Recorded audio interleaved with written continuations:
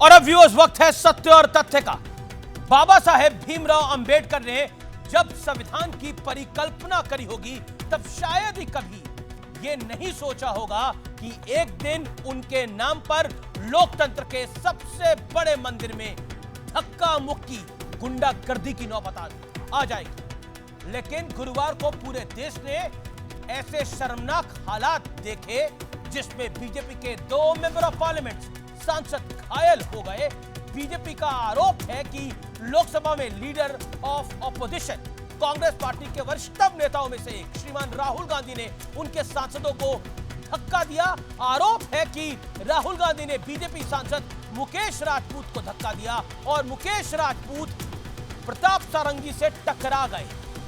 खुद व्यूअर्स प्रताप सारंगी जो कि घायल सांसद हैं, उन्होंने बताया मीडिया को कि धक्का लगते ही वो गिर गए, जिसकी वजह से पूरे देश ने आज एक सांसद को संसद परिसर में लहूलुहान देखा। मर्यादा भी लहूलुहान हुई है आज। लेकिन इस दौरान एक और हैरान करने वाला वाकया हुआ। सबसे पहले उसे देख लेते हैं। क्या राहुल, क्या शर्म नहीं आती है? क्या शर्म नहीं आती है? गुंडागर्दी करते हो, बूढ़े को गिरा दिया जाता है। इतना कौन सा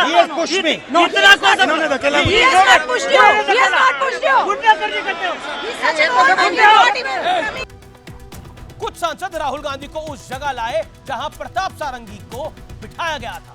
संसद में मौजूद डॉक्टर उन्हें चेक कर रहे थे और सांसद निशिकांत दुबे सीधे राहुल गांधी को इस धक्का मुक्की के लिए कॉन्फ्रंट करना उन्होंने शुरू किया।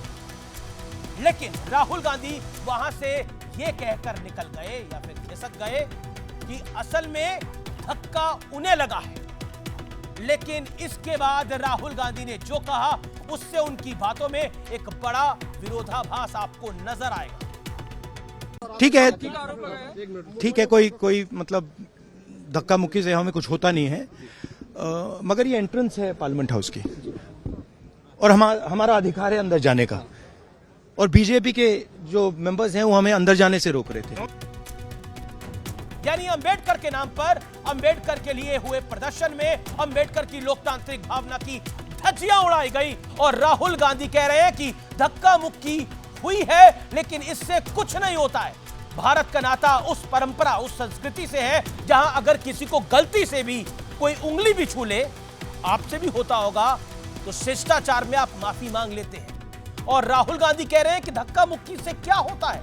लेकिन इस दौरान बीजेपी की नागालैंड से राज्यसभा सांसद एस फोंगनान कोन्याक ने राहुल गांधी पर जो आरोप लगाए हैं उसने सबको स्तब्ध कर दिया है। उनका आरोप है कि राहुल गांधी उनके बेहद करीब आए जिसकी वजह से वो बेहद असहज हो गई।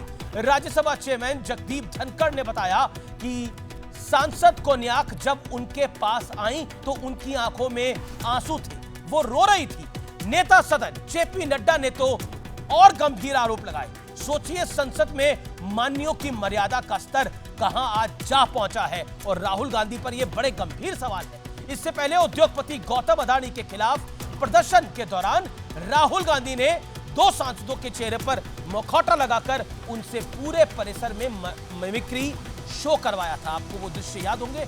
कुछ वक्त पहले संसद परिसर में ही टीएमसी सांसद कल्याण बनर्जी ने देश के उपराष्ट्रपति राज्यसभा चेयरमैन जगदीप धनखड़ का मजाक उड़ाया था और इस दौरान राहुल गांधी समेत वहां खड़े तमाम नेता ठहाके मारकर हंसते रहे। इन दोनों मौकों पर कैमरा मैन का रोल राहुल गांधी निभा रहे थे। लेकिन बड़ा प्रश्न यह है कि आखिर विरोध का स्तर किस दिशा में जा रहा है।